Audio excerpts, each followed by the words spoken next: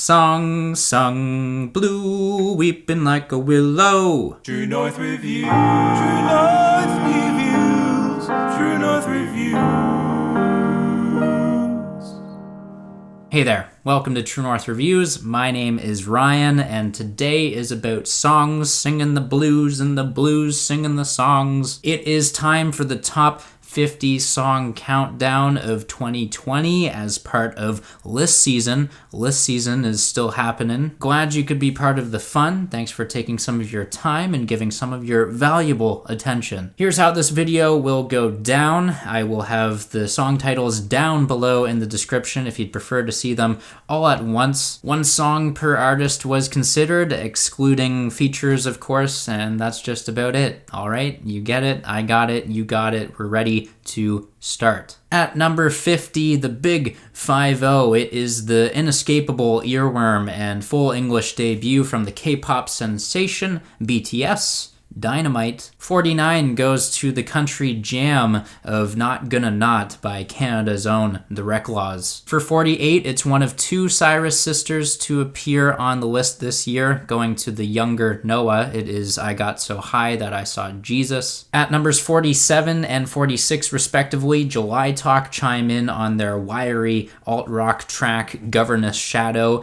and Lady Gaga teams up with Ariana on the fun and infectious Rain on Me. 45, it is a very catchy and soothing song, so soothing that it soothes my soul. If you couldn't tell, we're all about the sibilants today. This is Joji and Diplo's collab on Daylight. 44 is one of the deluxe album editions that found its way onto Poppy's I Disagree More. Personally, I felt most in line with If It Bleeds, a good mix of sinister and relentless vibes on that cut. 43, we have Bad Bunny, another artist I just got into this year, similar to Poppy, but his track Soliá is a moody, pensive, and vocal production treat. For the Meaning of Life, number 42, Zella Day dazzles in front of the strings, guitars, and piano on a 60s, 70s kind of throwback of My Game. Moving on to the 41st position, it is the quick-paced High Energy and Phases Over Yet by Hayley Williams. This next pick would have been surreal to hear performed live. I've just built it up in my head so much.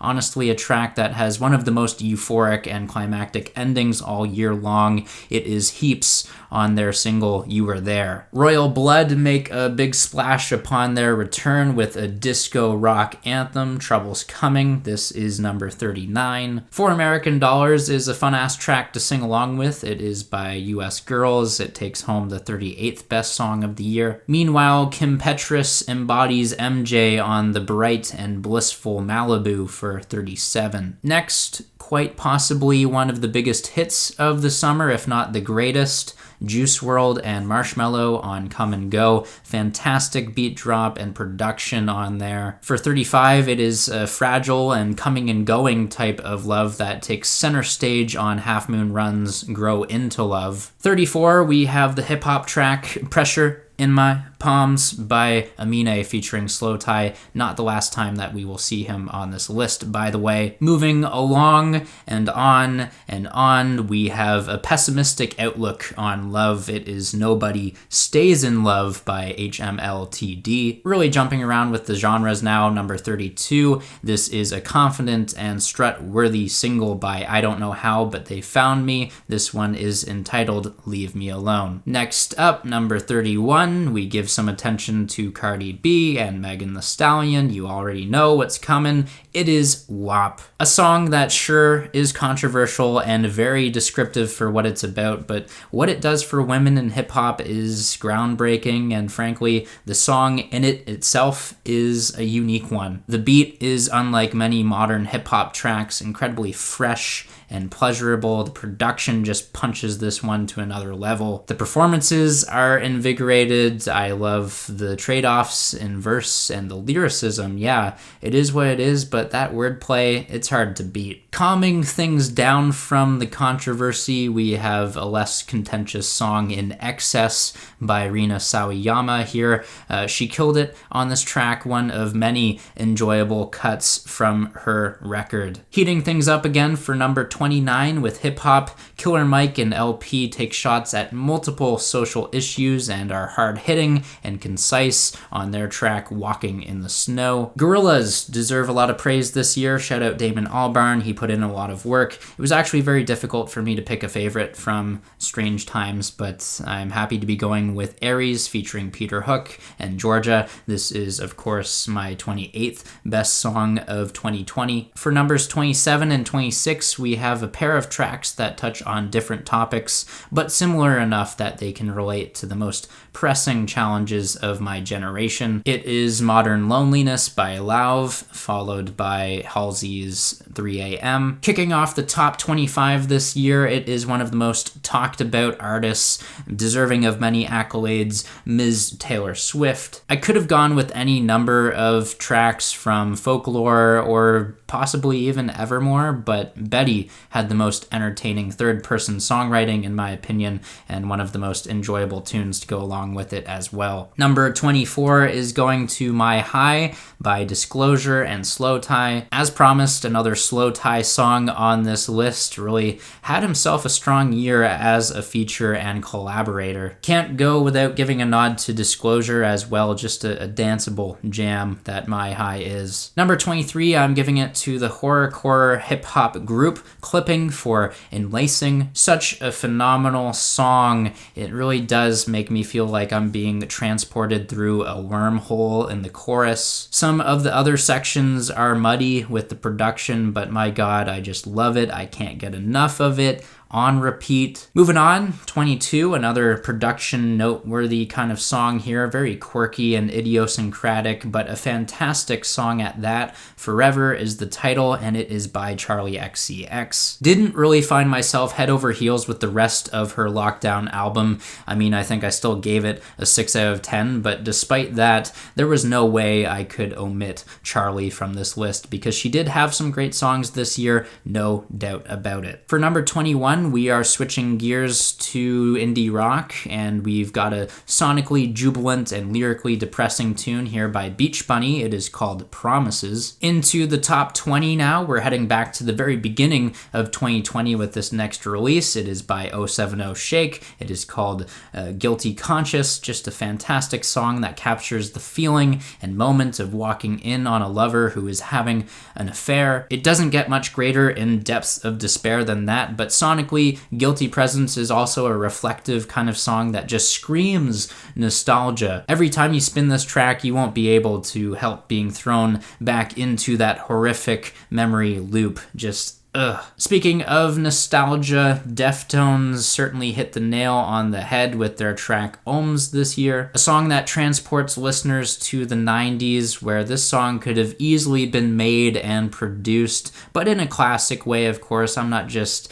recommending a 90s song just because. No, Ohms could go toe-to-toe with some of Deftones' greatest work and rival some of the classics of the 1990s. That's what I'm trying to get at. Number 18, it is a heartbreaking country ballad from Mr. Chris Stapleton. Cold is an expansive, slow-burning flame that just listen to the song. I can't do it any justice. The pain, the emotion, the drama, just also very raw and visceral. I'm at a loss for words beyond that. Just incredible. One of my favorite beats of 2020 comes on this next track. It is also a French song, so I get a little practice here. It is J'ai disparais dans tes bras. This is one of those songs by Christine and the Queens that you don't want to miss. I'm pretty sure every single friend that I recommended this one to at least enjoyed the beat, and that's saying a lot because my friends in real life usually hate my music taste. Such a critic, I know, right? A duet for the ages is up next at number 16 with Kelsey Ballerini and Halsey on The Other Girl. And yes, their voices may blend together and lose their distinct qualities here and there, but between the ridiculously catchy melody and the CMT performance performance, I can't deny this one's staying power in 2020. For this next pick, 15, I'd be lying if I didn't say Grouplove was a one-hit wonder, but they proved me wrong with Deleter. Such a delightful and lighthearted jam, it's hard not to feel in good spirits while listening to this one. 14, it is the final studio recording from the late John Prine, I Remember Everything. A simple song in its composition, it's a straightforward acoustic cut, but even as an outsider who hasn't spent much time with this man's discography, I tear up to this one, plain and simple. Rest in peace, John Prine. The 1975, yep, they're here at number 13 after having a very bloated album that not many critics enjoyed, but it was still bound to have a gem or two in terms of singles. Well, if you're too shy, let me know. Is that gem? Right up there with their greatest songs, I would argue. This is pure perfection that, again, this would be one of those songs that would hit differently in concert, I feel. I believe they got a chance to perform the studio version before its release, but after the pandemic is over, that's what I'm waiting for. How about a big return from the Chicks this year? Formerly known as Dixie Chicks, this is Gaslighter, the first single since 2006. A fantastic song that obviously opens up the narrative on the record of the same name, but as a single alone, it's still infectious and one of the best of the year. This comes along with Sulfur Surrounding by Code Orange, melodic and dissonant qualities of metal, really just doing metalcore justice. I could have went with the more obvious pick underneath since it shows off the futuristic and glitchy elements that Code Orange always play with, but Sulfur Surrounding, it just struck a chord with me, my personal favorite from that terrific album this year. Top 10, here it is, number 10, Kyoto by Phoebe Bridgers. An internal crisis of sorts, very relatable in its lyrics about wanting to be somewhere else that you're not. Seems like it could pander a little bit, but a fantastic indie rock song nonetheless, and my god, the horn instrumentation is something else. Number 9, it might feel like a repeat of number 11 because it's metalcore again, but Teardrops by Bring Me the Horizon. A song that is no doubt influenced by early Linkin Park, but that's also the greatest strength going for it. I mean, it also has early Bring Me the Horizon vibes too. It's still original, don't get me wrong. Just a brutal takedown and cathartic release of anger, confusion, and violence, a whole lot of pent-up frustration. Teardrops is relevant for today, and I don't see the narrative's relevance fleeting for years to come. Moving on, Miley Cyrus, what a year she had. It wasn't just a great album, but also great singles.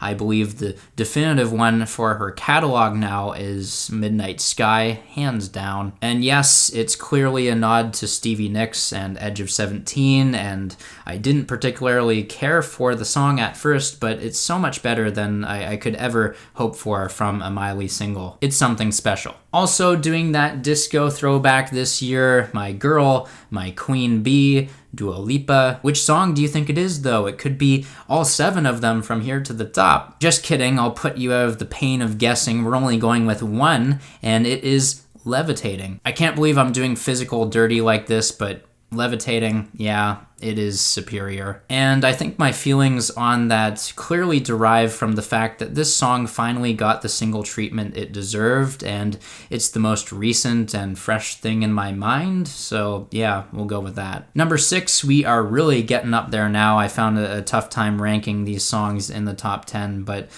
Caution by The Killers. I am tempted to say this is their best single since Sam's Town, but regardless, just an incredible return to form for The Killers. That Lindsey Buckingham guitar solo, it is improvised, it is magical. That soaring chorus helps me levitate as if Dua Lipa didn't get me levitating enough this year. Just fantastic, fantastic, fantastic. Now, I never thought I would see the day I would have Shawn Mendes this high on this list, let alone a best list, but Wonder is here, number 5, top 5, a true contender for the top spot this year. Such a transcendent feeling I get while listening to this track. I haven't heard anything quite like it since Harry Styles did Sign of the Times. Wonder is a love song that has me dreaming of what it's like to write this kind of song. Easily the peak of Sean's career thus far. I hope he has more in him going forward, but I wouldn't mind if this is the greatest that he has to offer. It's fine by me. Numero 4, it is Half Your Age by Joywave, a song that takes me to the stratosphere. If you couldn't tell, there's an emerging theme of being in the clouds,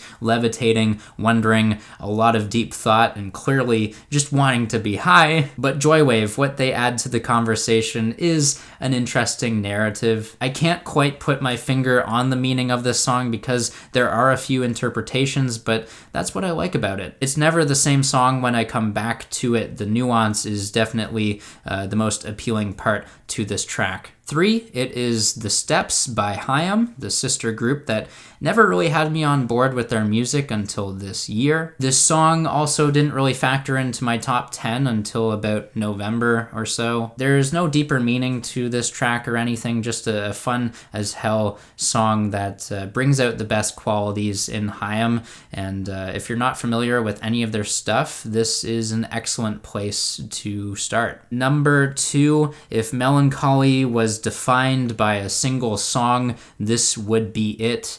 Good News, Mac Miller. Anything but good news is on here. I mean, we all know of Mac Miller's passing, but the lyrics just so incredibly troublesome and deeply rooted in sadness. I'm overcome with so much emotion while listening to Good News, similar to what I get out of the song Lazarus by David Bowie, just this underlying cause for concern whenever I listen. Slightly different circumstances since Good News was released posthumously, but man, Mac Miller, what he did on this track, it's great. And number 1, Keeping the Spirits High. I had to go with this track just after such a horrific year 2020 was, but Mr. Motivator by Idols. A brutal, vicious, fist-pumping punk rock anthem. I listened to this in any context of 2020. About to write an exam that I'm worried about? Yeah, play this song. About to write an exam that I'm confident about? Yeah, play this song. This was the go-to and my excuse for saying that I had a life outside of school. And yeah, that was an excuse because I didn't really have much of a life outside of school in 2020 with the pandemic and all. So the song soundtracked the year for me. All right, so that concludes the top 50 songs of 2020. Feel free to share some of your favorite songs of the year. Sound off down below in the comments. If you'd like to leave a like, subscribe if you're new in town, I'd appreciate that as always. One more list season video to go, and have a rockin' day.